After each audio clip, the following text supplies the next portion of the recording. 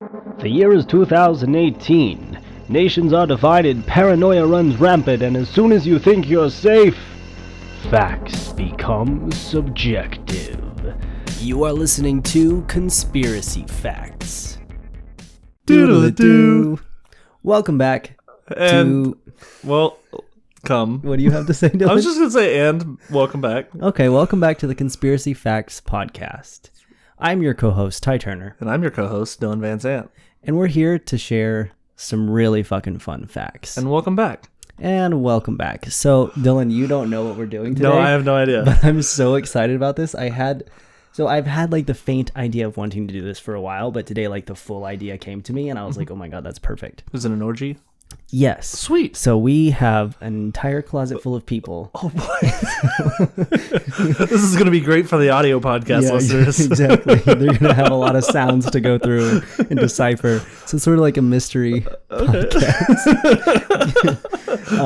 Like an old radio show from the 40s. They did so many of those 40s orgies on the primetime radio. It's before they had the color television. Yeah, before. Except it wasn't, but I mean, it was in black and white colored. yeah. Wow. Wow.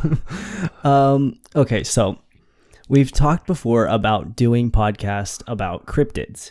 You know, these mythological creatures, Nessie, Bigfoot, etc. Mm-hmm. And I was like, well, let's do more than that. Oh, boy. Let's make it better. Let's get into the real facts. Oh, good. I love facts. And the real facts that we're going to be getting into today is basically it's a cryptid showdown. It's Cryptid Smash Bros. Oh, sweet, dude. So we take our favorite cryptids. They're pretty much all North American cryptids. Oh. So like in the US, Okay. pretty much, except for some are kind of in Canada and kind of in Mexico, but pretty much US based cryptids, and pitting them against each other in like this epic battle. Okay. And seeing who would win. Dibs on Cthulhu. No. Oh, and also shit. I didn't put Cthulhu in there. Oh, it's okay. He's already proven to be real. Okay. Yeah, exactly. So I figured what we would do is I already did the lineup. Okay. So it's blank versus blank for Okay. each one, and then I have some stats. Okay. And I figured we would go over them, and then each of us pick Okay. one of the cryptids and kind of try to hash out Okay. how that battle would go. Are we going to do like a playoff bracket, or are we just doing like one-on-one? We're going to do one-on-one, but there's a secret surprise when we come back from the ad break after that. Shit. That you will definitely Spoiler want to stay alert, here for. we are having an ad break. We do have an ad break about 24 minutes in every episode. If you haven't realized that by now, then you're not very astute. Spoiler alert. That is an actual fact. Perhaps the first on our Conspiracy Facts podcast. All right. So our first Cryptid Showdown pairing is dun dun dun in the left corner. Bessie of Lake Erie, a 50-foot-long serpent-like creature that may or may not have fins, first sighted in the 1700s and spotted by several others throughout the years since then. I can't do this if you're doing that. Just trying to give you some TV theme music. Thank you. Okay. I might need you actually to pull your mic back just the slightest bit because the laughs are peaking it pretty intensely. Maybe. That's good. Bessie versus Pukwudgie. Pukwudgie? Pukwudgie. Is that two words? No, it's one word. Pukwudgie. Also known as the Little People. So it's a Native American folklore. Okay. And we're going to refer to it as Pukwudgie. Basically, almost every Native American tribe had this same legend, and it's called different things, but I felt like Little People might not be the most PC thing to call them. So we're going with Pukwudgie. You made up a name. I didn't. It sounds like it, but that's the name that one of the tribes gave them, so we're going to go with that. Yeah. So they're these small troll-like forest creatures, and they're known to be tricksters. They can be good or bad. In the case of Cryptid Showdown, they will be bad, so we're going with, like, they're tricksters. Okay. They're about 2.5 feet tall. Okay. So key features include, obviously, they're small, they're smart, and they might have mystical powers. Ooh. Also, key features of Bessie include large, 50-foot snake, aquatic, so that could be a pro or a con, and fangs. And also, of course, you got to think about like the jaws. Yeah, true. The absolute jaws on that lad. Yeah. So Dylan, I'll let you go first. Okay. Choose your fighter. So just, as a Native American, I can tell you for a fact that I've never heard of the Pukwudgie. You haven't? I've never. Okay. So it's also like I said, they were referred to as little people. I have heard this all growing up because I have so much family in Oklahoma. Mm-hmm. Like, I know people who claim to have seen like Pukwudgie. Huh. And they are like, they're legitimately afraid of them because they're like, these are like little, like scary ass gnomes that live in the forest and come and fuck you up. Huh. And I've heard people, they're like actual accounts of them seeing them in the forest and like leaving because of that. Can I guess how it's spelled? Yeah. P-U. Mm-hmm. Pukwudgie. I'm gonna. I don't think it's CK, but it might be a Q. Puck. Is it? You just got to go for it. I'm gonna say Pucqu. Puck. No U. Pucqw. Oh my god. Okay. It's Pukwdgie. WD. Pukwudgie. Okay. Yeah. Pukwudgie. Yeah, Pukwudgie. Gotcha. We always like to be respectful to our ancestors. But don't peek at any of the other Right, no, I pairings. didn't. Okay, Television. So, what is your fighter? Who do you choose? I think Bessie, obviously, I think it's the easy choice. You can't best Bessie. You can't best Bessie. And, I mean, like, it definitely has the, I mean, ironically, it has the high ground by having the low ground. The Pukwudgie can't go very far into water without drowning. Without being in over their heads. Right. They do That's get true. in over their heads quite a bit when going against Bessie. Okay, so it looks like I have the Pukwudgie. Yeah. So let's figure this out. Okay. So you're basing this pick on the assumption that this battle takes place in water. Because if it doesn't, you're fucked. Okay, yeah. Yeah. Maybe, the arena, we can have like a similar arena for everyone, and it maybe has like a patch of land forest area around a lake. Okay. And so then all of these cryptids are basically battling in this similar arena. Yeah. In this case, Bessie is going to reside in the lake, and my little Pukwudgies are going to be hanging out in the woods. True. Now, so the Pukwudgie are kind of mischievous, aren't they? Yes, they're smart. They're tricksters, and they have mystical powers, so they can like curse you and stuff. True. Which is the thing is like, I'm thinking if I get like, it wouldn't be fair for me to have more than like 10 of these guys. Yeah. But I have 10 of these little dudes versus your Bessie. It might be a pretty even match because, maybe they can conjure, I don't know, do something mystical to like fuck with Bessie, maybe get it over to the shoreline. It might try to chomp them and stuff, and they can all stand on top of each other's shoulders and give it a good solid punch. I don't know. Or wrap around it and strangle it, poke it in the eyes. I think, I mean, now, just like not trying to fight your fight for you, but I feel like the best line of attack is more of a scatter for the Pukwudgie. And because otherwise, I mean, if you have them all sitting on They top also of each have other, bows and arrows. Oh, they do? Yeah. Oh, okay. I forgot to mention that. Okay, so what's the intelligence like for the Pukwudgie? Or They're I smart. mean, not the Bessie. Bessie, like a giant snake, about as smart as one of those would get. So kind of cunning more than smart. Yeah. Okay. More like fierce. Yeah, I get you. Okay. So I'm trying to think. I think the best, I mean, obviously the Pukwudgie have to realize that there's no way for them to get Bessie out of the water. So, Right. So I have a pretty solid defense in just staying where I'm at. That's true. And as soon as you guys get to the shore to try and do something, to try and provoke me, or try to provoke the Bessie, not me, but the Let's say in this situation, you are the Bessie and I am the hive mind Pukwudgie. Pukwudgie. Yeah, Pukwudgie.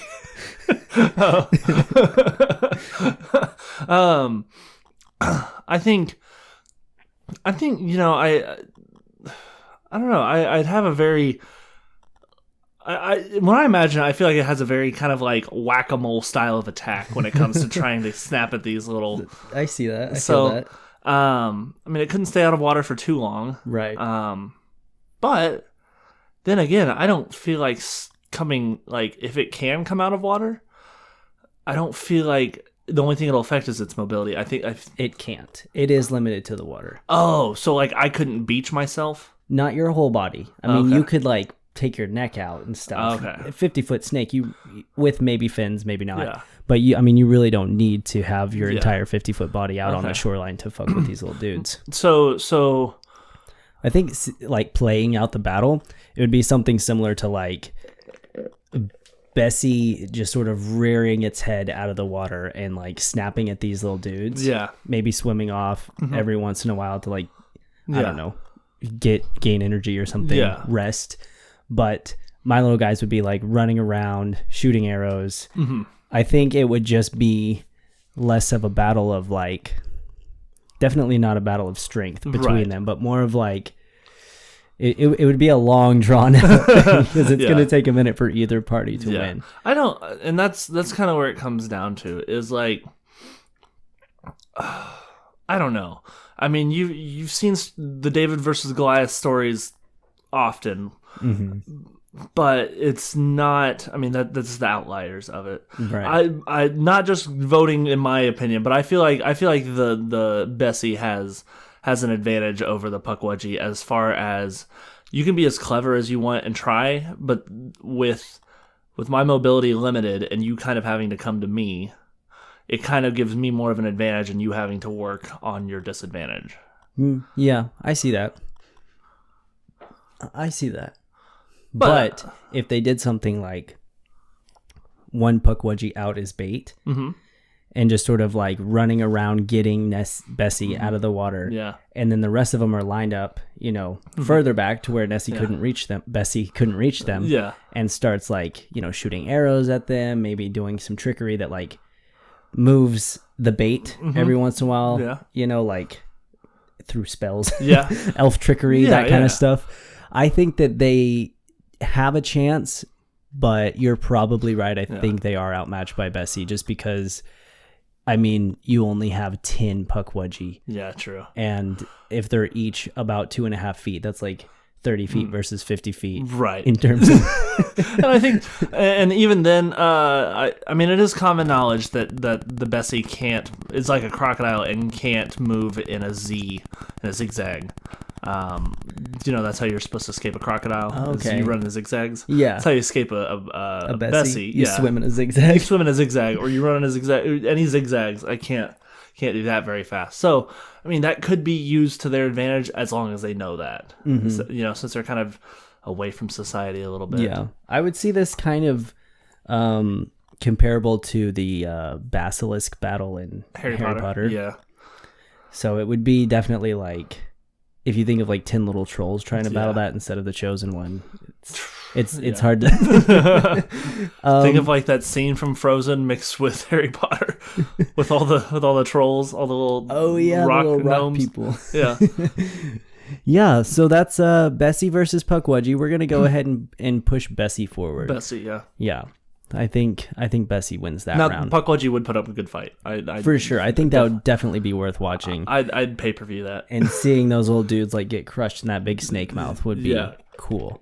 And I also don't know if like saying that is putting out bad energy where like Pukwudgie are going to come after me now. If so, that's not what I meant by that. Any Pukwudgie listening, it's nothing against you. It's just logic and facts. It's just facts.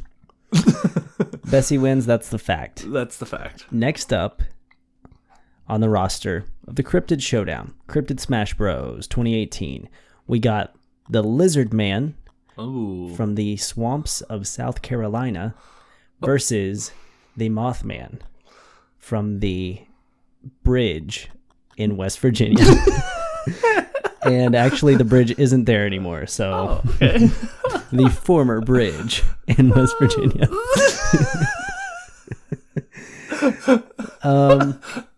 So the Lizardman is a 7-foot tall swamp creature. Basically, picture the creature from the Black Lagoon. Okay. He's got webbed feet. He's reptilian. He's got gills and stuff, but he's also amphibious. Okay. First spotted in 1988. Oh, wow. Yeah, so key features, immense strength. Oh, yeah. He drug a kid's car Oh, I hate drugging kids. Dragged? It would be drugged at kids. I think it would be he dragged. Well, he moved the car. Yeah. So he's strong enough to move cars. He's got spikes and claws and fangs, and he's amphibious. And then, of course, we have the infamous Mothman. He is also 7 feet tall. Ooh.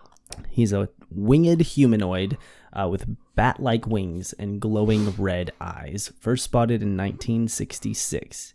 And his key features as a fighter include flight, speed, and bridge destruction. Oh, shit. Because he landed on that bridge and then the next day it collapsed. Oh, wow. So Okay, cool. I didn't know moths might had be that used. power. This one does. I feel like that'd be like the lamest. There's a superhero called Mothman, isn't there? I've heard of Ant-Man, but I think you're just thinking of the cryptid Mothman. I might be. Now, he was only ever seen for 1 year. Like, he was spotted once in this year, and then or not once, but like for the first time this year, and then spotted so many times after that. And there's even like pictures and quotation marks of him and stuff. And then in the next year, 1967, right after this bridge collapse, he was never seen again. So people say like maybe he was like foreboding, he was warning, or maybe he caused it. And then what was unfortunate is that he flew into the sun and died.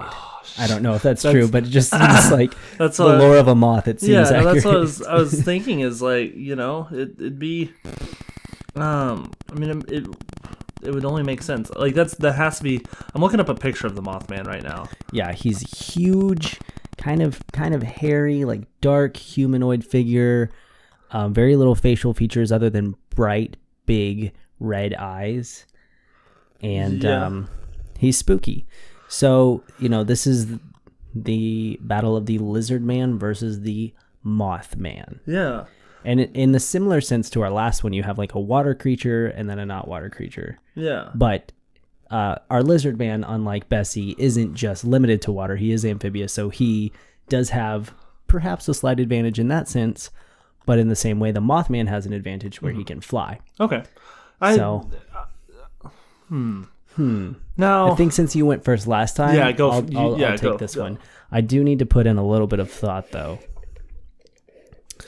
I think a big disadvantage for the Mothman is light.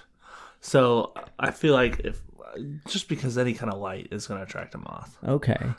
I don't know if that's necessarily true to the Mothman's lore, though. But it may not be, but it may be true to his origins.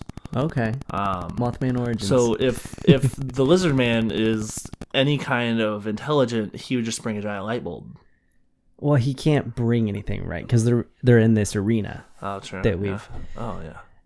Well, he could sneak one in his pocket. If we'll go ahead and say that, like, if an accessory, like the Pukwudgie's bow and arrow is accurate to the lore, then that cryptid can have it. But I don't think that they'd be like planning ahead of time to like prepare for these battles. I don't think it's in the lore that a lizard man carries a light bulb in his pocket in case he meets the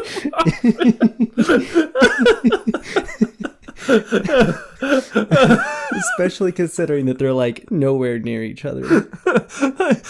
Well, they're like 2 states away. What if that was like in the Wikipedia page somewhere deep? It's not like he has pockets. The lizard man is known for the giant light bulb he carries in his pocket. In defense of the Mothman. Which is sort of counterproductive because the Mothman would be attracted to any sort of giant light source. It's a black light. So it repels him. Okay. I think I'm going to go with the Mothman because I think that flight is going to be a big advantage here. Okay. Problem, though, with that is, if you get a moth's wings wet, that's an issue. Yeah. So I think I'm going to switch my answer. Oh, no. Damn it. Okay, I've got the Mothman. He can fly, and in some depictions, he has sort of like talon-like feet, and others he doesn't. So I'm just going to sort of be banking on that he does and do my best to get him to lure the Lizardman out of the swamp and maybe just sort of swoop down and pick him up and fly him up real high and just drop him and see how much damage that can do. Yeah. I just so I can get a better idea of what my character is, I looked up the Lizardman on Google, found this high def picture. My God. I don't even know how to, that's like Sims 1 era animation. It's old school RuneScape. Oh my God. Okay. Well, now I think that the Lizardman has a natural advantage. I mean, because lizards eat bugs, flying insects. True. I totally should have chosen. Like, as soon as I decided that, and I thought of all the ways that the Lizardman could fuck me up, I was like, bad choice. Yeah, I was already thinking of ways that the Mothman could win because I knew you were gonna pick Lizardman. I was like, he's gonna have the. Well, I flipped the script on you. Oh boy! By doing something dumb. Like, oh man, he's got me here. I mean, the lizard. I mean, he's not fully lizard. I mean, but and he's not fully man. Right. But I mean, I have a pretty good ability to catch moths with my hand, and I have a pretty good ability to catch men with my hands. So Mothman, I can catch both of those. Could be caught. Yeah. But you're gonna have a hard time catching me whenever you're limited to ground and water, and I can fly wherever the fuck I want to. And that's gonna be unless what? Are you just gonna be tantalizing me, or are you gonna try and attack me? Well, like I said, I'll probably fly around for a while. And here's another thing about the Mothman is that his takeoff is just sort of like, he doesn't flap his wings to take off. It's just like this vertical leap, like Jeepers Creepers style, where it's just boom, straight up in the air. Okay. So I would probably do something like, stand, maybe run around where you think you can catch me outside of the water, get you dry, and then just vertical leap and swoop down and pick you up. That way I know you're not going to get me wet. Yeah. And then from as high as I can go in the arena, drop you and see how much damage that does. Yeah. Or I could just stay in the water the whole time, and when you come try and swoop down and get me, I just splash you. Right, but you're also like trying to kill me. Right, but as soon as I splash you, but you also have to think of like how smart is the Lizardman gonna be? Is he gonna wait in the water, or is he gonna like actually take? Yeah, the bait? I feel like he would be a little more aggressive. I think it's just gonna be a battle of timing. Like I think there's like, this is also a really good matchup. Mm-hmm, yeah. I'm gonna pat myself on the back. Good job. Yeah, good job. Because I think both of them, it really would come down to like more strategy than like brute strength or anything like that, because there are these opposite abilities that kind of weigh out the others. And I have seen, like, I mean, in the Spider-Man cartoons with what's his name? Ray Peter Kroc? Parker. No, the crocodile guy. I don't know. Not Ray Kroc. That's McDonald's guy. Ray Kroc. The least creative Marvel character ever. Ray Kroc. No, Ray Kroc is the guy who turned McDonald's into like $1 billion corporation. So basically, yeah. No, whoever the crocodile guy is, always chasing after Spider-Man, trying to grab him, and he always misses because Spider-Man's elusive. I feel like the Moth might have a bit more of an advantage as far as like, but okay. So how fast can the Mothman fly? Because moths aren't very fast flying. Right, but the legend does say it's more like bat-like wings. Okay, but I don't know. I'd say like average speed. Average speed flight. Okay, but he can take off really fast. Okay, but I don't think his flight is necessarily darty. I think it's more like a hover. Flutter. Yeah. Okay. I don't know. This is a good one.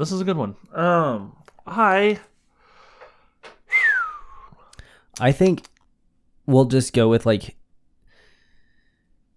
I think that I have a pretty solid strategy. I think you do too. And I think that the Lizardman strategy would really just have to be like, get him to the water. You know? I think that would be the only way that I could take you over, unless your timing's off and you, like, if you come and attack me and you miss, then obviously it's a free for all for me. Right. But if you can get me out of the water, grab me and shoot up and drop me, I feel like you've got me.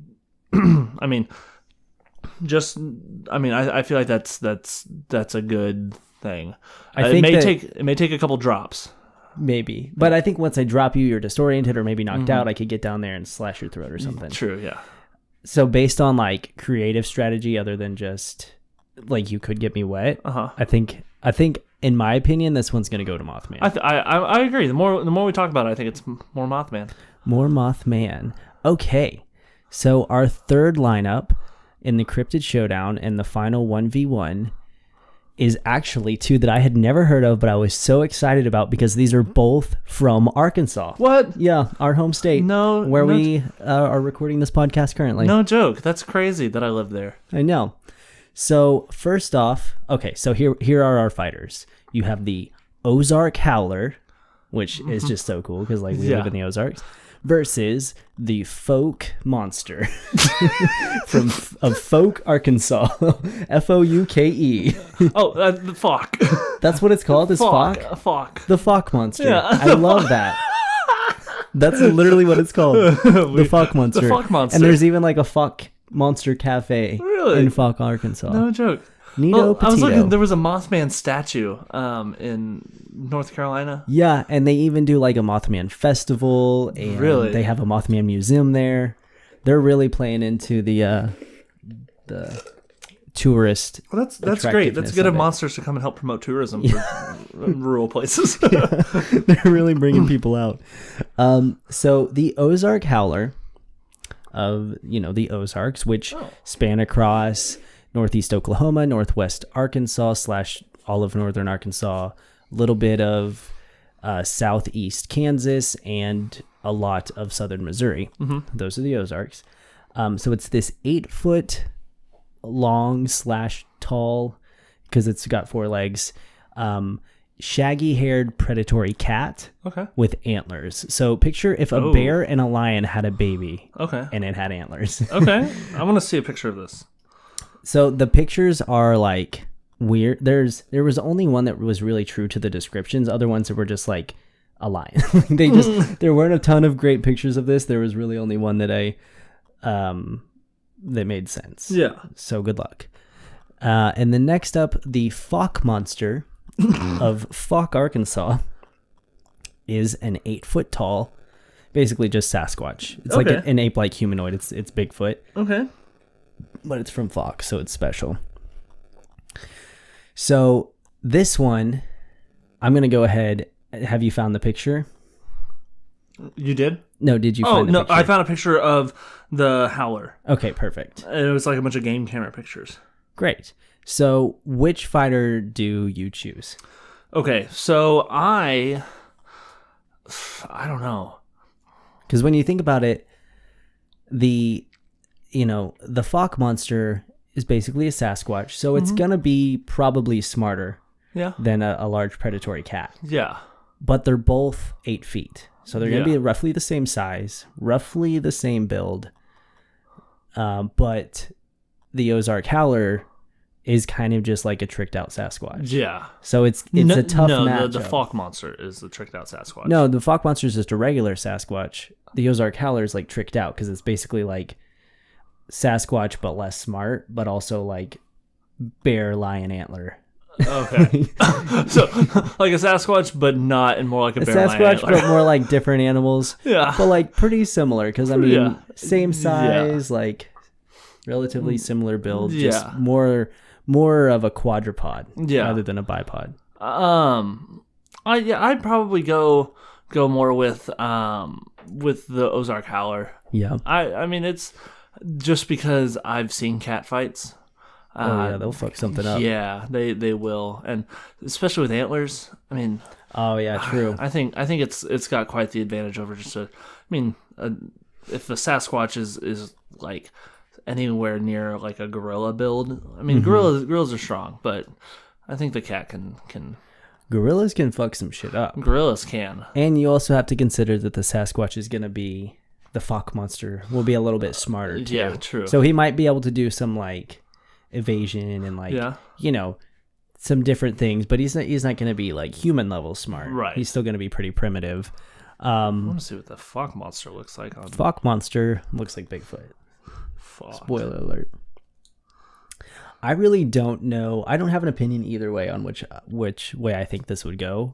I think I've kind of evenly matched all of these creatures. How do you spell it? Fouke. I thought you said FAU. Sorry. No, that is folk. My bad. Motherfucker. I was thinking... I wanted it to be called Fog. We can call it folk. Okay. I thought there's like... There's I think there's a place called Falk, Arkansas, like Faulk. I know there's a place called like Toadsuck, Arkansas. Toadsuck, yeah. Conway, where I went to school, had Toadsuck Park, and every year they'd have Toadsuck days. What does that mean? I don't know. Okay. I think the town I don't used want to to go there. I think it used to be called Toadsuck, but like, I mean, it was just like a great festival. It wasn't like They had Toadsuck days. Toadsuck days. Okay. Well, I think for this one, the only fair way to know would be to rock, paper, scissors. I agree. Because this is very evenly matched. Okay, you ready? So we got to commentate so that our viewers can hear. Yeah, okay, we'll do and we're best gonna do two a out of shoot. 3. So 1, 2, 3, shoot is Right. how it's going to go. Okay. Except rock, paper, scissors, shoot. Yes. Rock, paper, scissors, shoot. Ooh, Ooh, Dylan wins with the paper, and I had the rock. All right, 1-0 Dylan. Coming up for the second round. Rock, paper, scissors, shoot. Ooh, Tyler it's wins rock tied over up scissors. now. Tied up 1-1 1-1. This is the tiebreaker for all the marbles. or the Dylan breaker. Here we go. Rock, paper, scissors, shoot. Oh, Dylan wins. Tyler's strategy of going rock every single time did not work. It usually does. It honestly usually does. So those are Howard wins. Yep. Ozark Howler wins. Very good. And we are coming back with a very special surprise showdown. It's you two. Right after this ad break. So stick around or skip ahead like 1 minute. We will see you in a moment. Hey guys, it is your favorite podcast cryptid, Ty Turner. And I'm here to tell you all about different ways you can support the show. First off is AdorableAesthetic.com. Adorable Aesthetic is an online shop with all sorts of cute and fun and stylish things that you can purchase and own if you would like.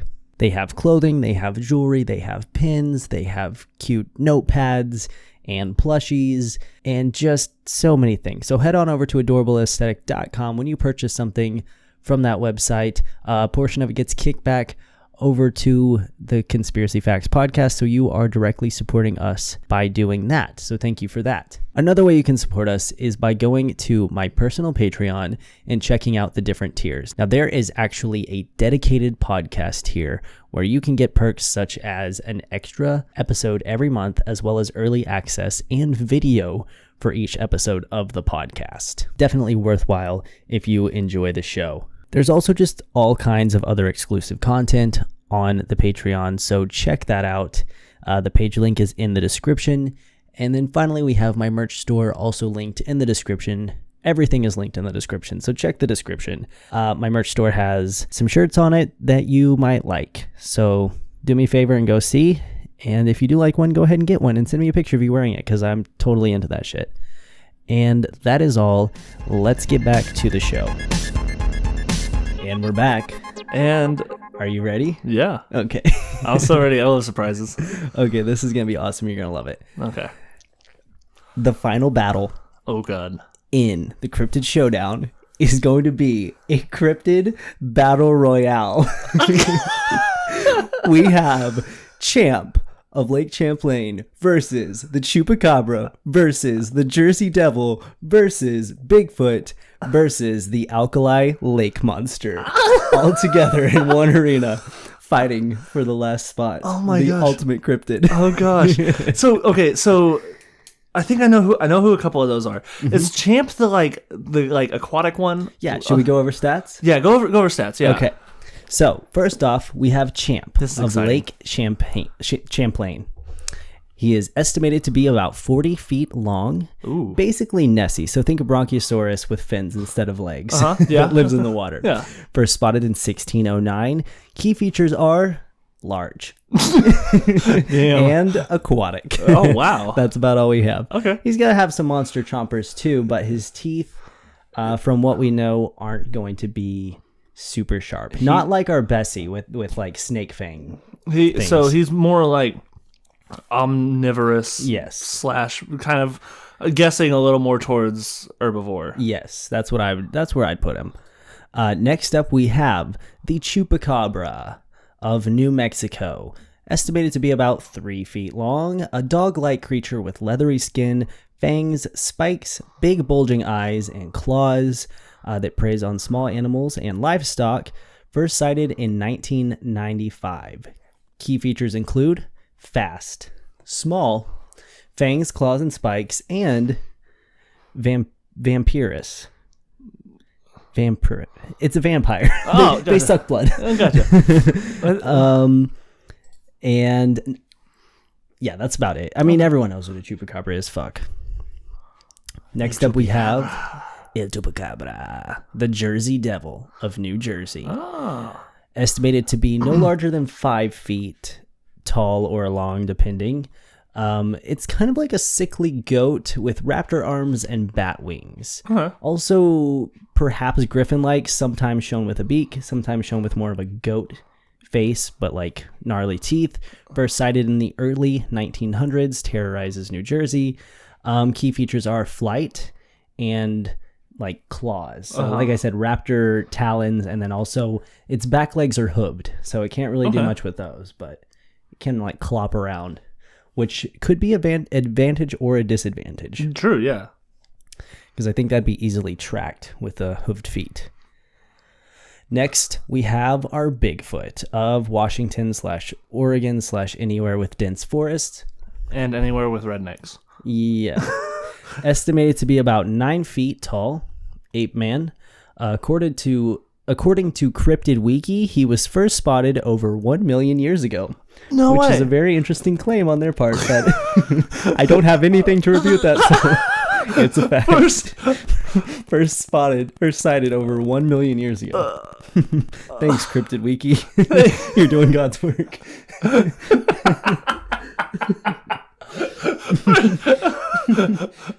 First, okay. I can't refute that either. Exactly. Keep going. All right. And finally on our list of our cryptid battle royale competitors, we have the Alkali Lake Monster of Alkali Lake, Nebraska. So, estimated about 40-foot long alligator-like creature with a rhinoceros horn, first sighted in 1921. Key features include... Key features of Bigfoot. Let's talk about those first. He's large and he's going to have some intense brute strength. Mm-hmm. Also, probably one of the most intelligent out of our lineup here. Okay. Alkali Lake Monster key features include he's large, obviously a 40-foot long alligator. You know, alligators are long, but they're also like thick. They're built. So however long he is, like you also have to imagine he's going to be pretty dense and girthy as well. Yeah. That's all the pictures I'm seeing is just a big mostly ass cartoon alligator. renditions, but a lot of them are Mostly. Yeah. Some real, some headshots. Some headshots. He's got a cowboy hat on in one. He's got a serious one for horror movies. He's holding a rifle. So he's going to be really strong. I mean, the jaw force on this creature is going to really fuck something. Yeah. Like if he can get a hold of any of these creatures, they're done. Yeah. And then of course he's amphibious, so he could get down. I mean, if anyone's gonna get at Champ, I'd suspect to be this guy. True. Yeah. So okay. So that's our lineup. I don't necessarily know. I don't think we should pick him because there's 5 of them, so there's not an even amount. Yeah. But we could just sort of play out how we think. So like setting up the stage of the actual battlefield. Yeah.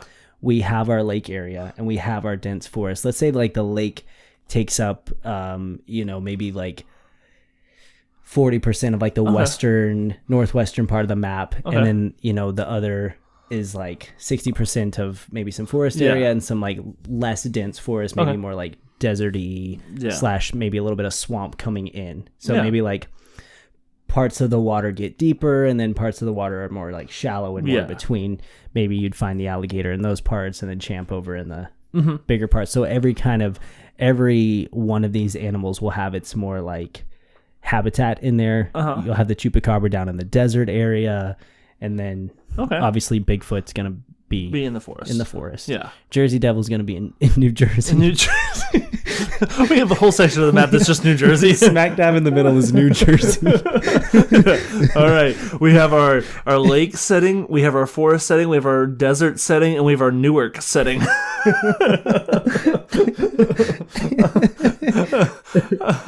Okay, so starting things off, so pretty much, I feel like Champ's going to be a good competitor, but I feel like we can rule him out pretty easily. Do you want to start out with because I don't know that Champ would go very easily, because most of these are lake, or not lake creatures. Most of these are land creatures. Yeah, but in a battle of the two lake monsters, because they're going to have to go through each other first. But you don't know that. I mean, the alligator creature might not go straight for the water. Oh, he might be up on land first. Okay, I just thought I just gave him that he was starting out in the water. So yeah, I think they all kind of start out in their own habitat. So I think he's in swamp. So I guess we could sort of play it out.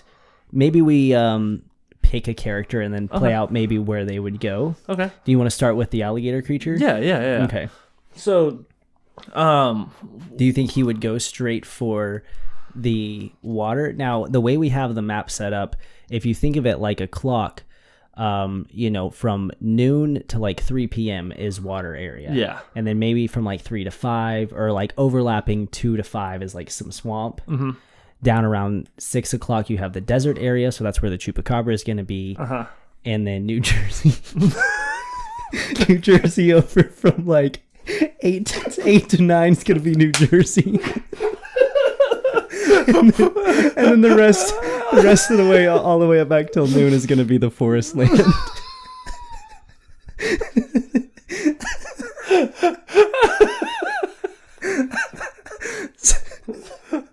So you have your forest, your city, and everything, all the different types of.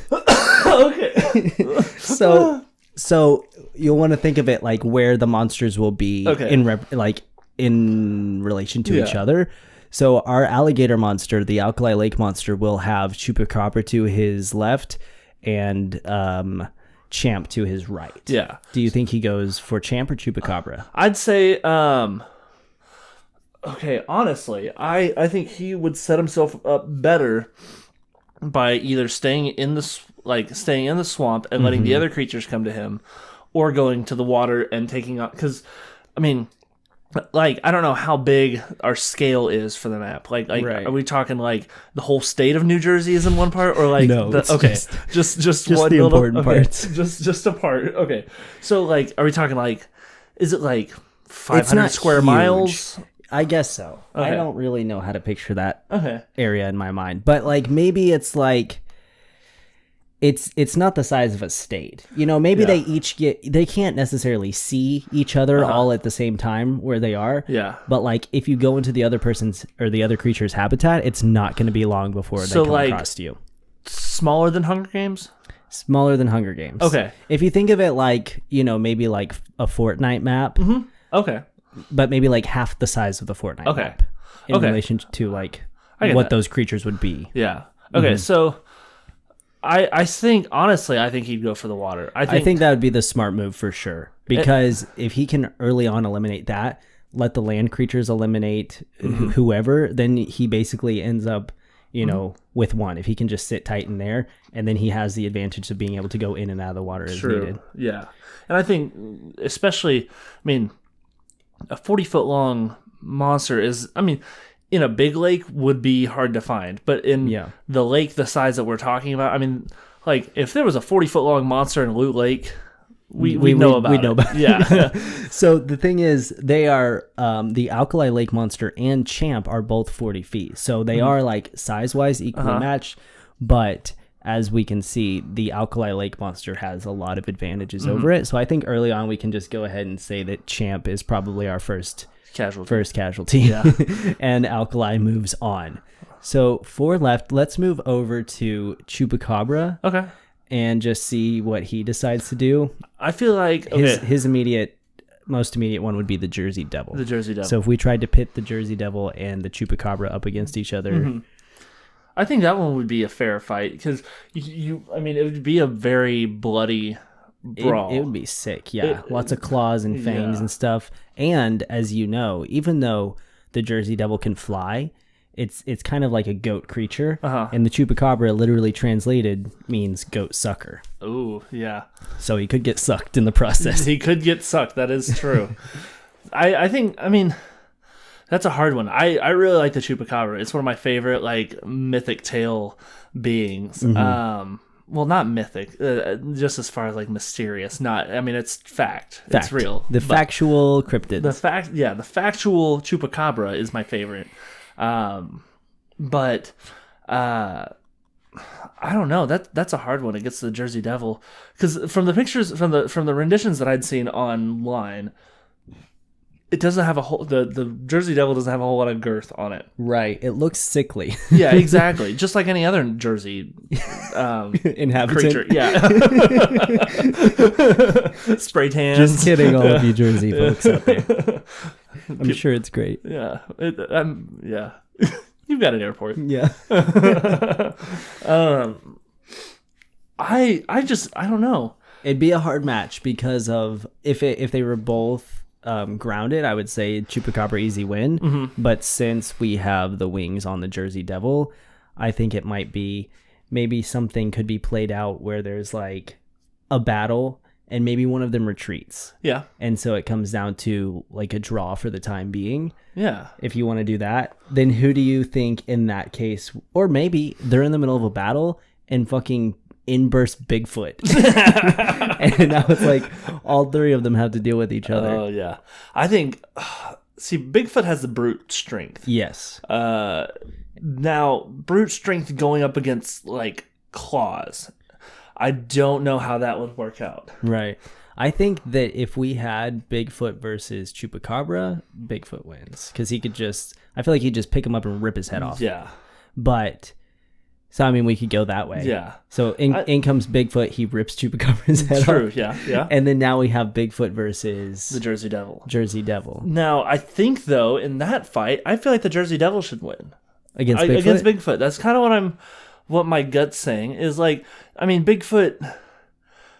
I feel like if he can get any hold on the Jersey Devil, though, he can kill it. Right. I feel like it, too. And he'll probably be a little bit roughed up from... They'll both be roughed up from the Chupacabra. I don't think that Bigfoot will just outright kill it. I think there will be a struggle there and some scratching. And, maybe he's got some wounds. Maybe a cool, like, scratch over his eye that's going to heal. Cool. Yeah. Something cool, like one eye scar. One eye scar, two eye scars. But yeah, I think the Jersey Devil... I don't know. In my opinion, I'd give that one to Bigfoot, but the wings and the claws, and he will already be a bit roughed up. I feel like the Bigfoot could get overwhelmed by the Jersey Devil. As far as like the Jersey Devil could flap its wings and kind of like, I mean, if you try to hold on to a chicken and like it starts flapping, you kind of, I mean, you can't really focus on attacking it as much as wrangling it. Yeah, I feel like the Jersey Devil can do that, as well as it has claws. Like, does it have claws up here? It has front claws, and then its back feet are hooked, so it wouldn't necessarily be able to like grab on to him. Yeah. So I think, I mean... But he could, like, peck and... Oh. But it could, like, peck and swoop and do things of that manner. I don't know. That's a hard one. Mm-hmm. Like, I don't know. Guts saying Jersey Devil, but, I mean, it's just kind of whatever. I think it'd be a long fight for the Jersey Devil to win that one. Yeah. But, yeah, we can give it to the Jersey Devil. You want to rock, paper, scissors that one again? Sure. Okay. Yeah. Okay. We're gonna go for it. Rock, paper, scissors, shoot. Oh, damn. Rock, paper, scissors, shoot. Rock, paper, scissors, shoot. Rock, paper, scissors, shoot. Oh! He took my rock method. Oh. Dylan wins. Dylan wins again. We forgot to commentate, but... let's see that in instant replay. Yeah, Tyler goes in with his rock method, going rock versus... Oh, but Dylan pulls paper. That's not how it went. Dylan won. Dylan won either way. So, Jersey Devil wins. So now we have Jersey Devil versus the Alkali Lake Monster. Oh, God. I feel like there's a really obvious advantage here now. Because, I mean, Jersey Devil can fly over the water, but I've seen crocodiles jump up out of the water to catch a bird. Crocodiles are quick. Yeah. I mean... But the Jersey Devil could fly in a zigzag. Zigzag's true. We have discussed this. That is a fact. What applies to one monster applies to the other. Mm-hmm. But I also don't think that the Bigfoot would have held up much of a fight to the Alkali Monster either. No, I mean, it would have. I think that the Alkali Lake Monster was gonna win this from the beginning. I think this so was too. rigged. He even has a rhinoceros horn. Like even if you go for his face and try to like, the only weak point on this guy is gonna be like his eyes and stuff. Yeah, because he's scaled. Yeah, he's scaled to much larger than a regular. Right, and he's covered in scales. So he can weigh himself a lot. Mm-hmm. Yeah, and he's gonna know that he's several tons. And all the scales, he's got B flat, he's got C, he's got the pentatonic scale. Majors and minors. He came in a little bit flat in that one. Yeah. So, yeah, if we take the Jersey Devil over to the lake or the swamp area, I mean, again, like he's going to be trying to fly with this water around. It's not going to look great for him. I think that it's pretty, even if he lands, that Alkali Lake Monster could just run up out of the water and chomp the shit out of him. True, yeah. I don't think he's going to put up much of a fight against Bigfoot. I mean, I think he's going to show up and die. Yeah. It's, yeah. Welcome, you're going to die. Yeah. I think we can clearly give this to Alkali Lake Monster. Yeah. I think Alkali Lake Monster, congratulations. You have won the Cryptid Battle Royale. Now, number 1 victory royale. So what were our other winners? We had the Alkali Lake Monster. We had the camera die. All right, Patreon listeners, I'm very sorry, but we are not going to be having video for the rest of this podcast because the GoPro did just die and my vlog camera got sand in it and no longer turns on, so we don't have any other alternatives. But luckily, we're nearing the end of our podcast, so you don't really need to see what we look like. I do. Well, luckily you're here, Dylan. So what? Oh, cool. So let's play the premium Patreon tier. Yeah. First up, we had Bessie. Okay. Winning in Bessie versus Pukwudgie. Okay. Next off, we had Mothman. Okay. Who won against Lizardman. Mm-hmm. Last, we had the Ozark Howler, who won against the Fog Monster. And then finally, we had the Alkali Lake Monster, who won in the Cryptid Battle Royale. So, okay. Bessie, Mothman, Fog Monster, or Bessie, Mothman, Ozark Howler, Alkali Lake Monster. Now, what if we grouped all those together for a battle royale? Mm-hmm. Who would we? I mean, same map. Yeah. Who would you call on for the most supreme? I mean, I'd probably. Oh, the thing is, the Mothman is going to be the only one that like has the intelligence of a human. Yeah. I'd put some money on Mothman. I would too. I think Bessie could do a little. I don't think. I think Bessie could do more than Champ. Bessie could hold her own against the Alkali Lake Monster. Like that would be an intense battle. I think because you have like a huge serpent and it's not just like this like big oh, an alligator. Oh, mind if I touch? Oh no. Sharp alligator. Oh, what horn. So yeah, but I think in that one I wouldn't be surprised to see Mothman come out on top. What do you think? I kind of agree with you there. Mothman would be the only one to come out on top. But I think the Mothman versus Ozark Howler would be a very difficult one. Like if a different cryptid defeated the Howler, then I think Mothman has it in the bag. But if Mothman himself has to fight the Howler, he might not make it. That's true. Yeah. I mean, unless the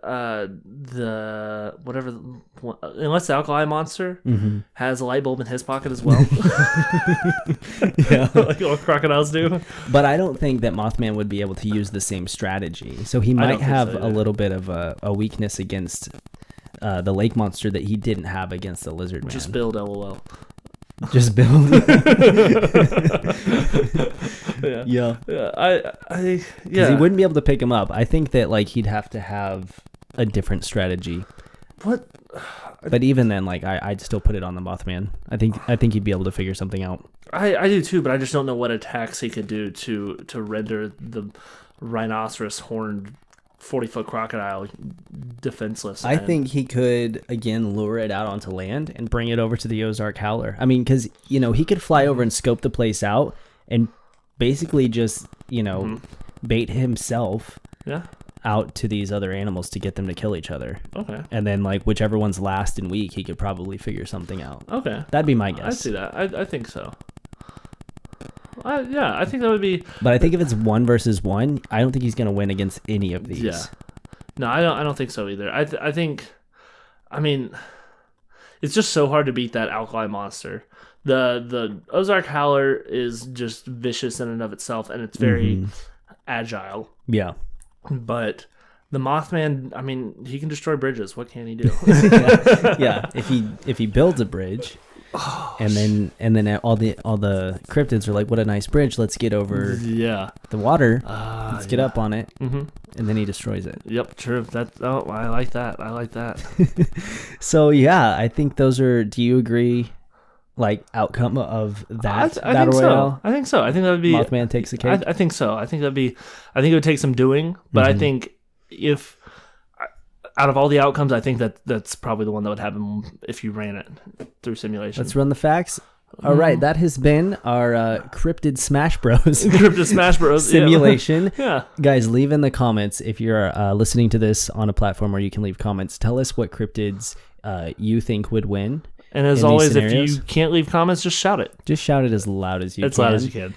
And now we move on to our conspiracy segment. I thought this whole show was conspiracies. It's our conspiracy segment. Oh, gotcha. I put the emphasis on the wrong word. Our. And that is that every 80s song played chronologically tells the story of the Wizard of Oz. This week we are listening to The Rose by Bette Midler. Oh, I thought that's a Betty White from by here. Betty White Midler. Fact. Go listen to that and then come back. And we are back.